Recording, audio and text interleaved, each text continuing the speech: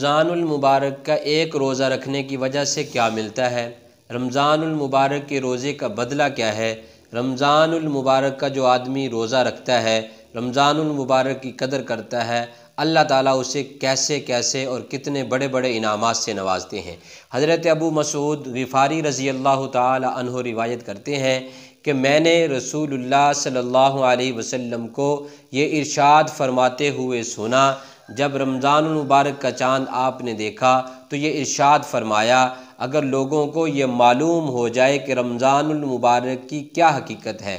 تو میری یہ امت پورا تمنا کرنے لگے گی کہ پورا سال رمضان المبارک ہو جائے۔ پھر قبیلہ خزاعہ کے ایک آدمی نے عرض کی کہ اے پیارے نبی صلی اللہ علیہ وسلم، ہمیں رمضان المبارک کے بارے میں کچھ بتلائیے۔ میرے اور آپ کے پیارے نبی صلی اللہ علیہ وسلم نے فرمایا، جب رمضان شریف کا پہلا دن ہوتا ہے تو عرش کے نیچے سے ایک ہوا چلتی ہے جس سے جنت کے درختوں کے پتے آپس میں بجنے لگتے ہیں، ہلنے لگتے ہیں، اور حوریں عرض کرتی ہیں، اے ہمارے رب، اس مبارک مہینے میں ہمارے لیے اپنے بندوں میں سے کچھ شوہر مقرر فرما دیجئے جن سے ہم اپنی آنکھیں ٹھنڈی کریں اور وہ ہم سے اپنی آنکھیں ٹھنڈی کریں۔ اس کے بعد پھر آپ نے فرمایا، کوئی بندہ ایسا نہیں کہ رمضان شریف کا روزہ رکھے مگر یہ بات ہے کہ اس کی شادی ایسی حور سے کر دی جاتی ہے جو ایک ہی موتی سے بنے ہوئے خیمے میں ہوتی ہے۔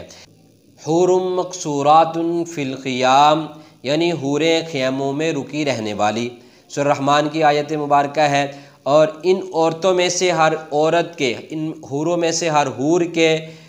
جسم پر 70 قسم کا لباس ہوگا، جن میں سے ہر لباس کا رنگ دوسرے لباس سے مختلف ہوگا، اور انہیں 70 قسم کی خوشبو دی جائے گی، جن میں سے ہر عطر کا انداز دوسرے سے جدا ہوگا، مختلف ہوگا،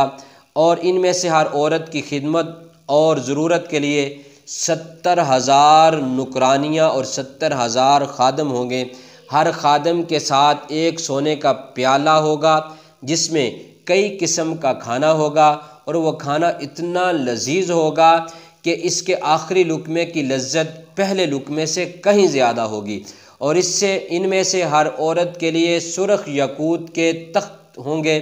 ہر تخت پر 70 بسترے ہوں گے جن کے استر موٹے ریشم کے ہوں گے، اور ہر بسترے پر گدے ہوں گے، اور اس کے خاوند کو بھی اسی طرح سے سب کچھ دیا جائے گا، اور وہ موتیوں سے جڑے ہوئے سرخ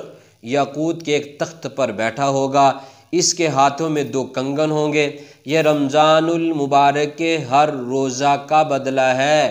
خواہ کہ روزہ دار نے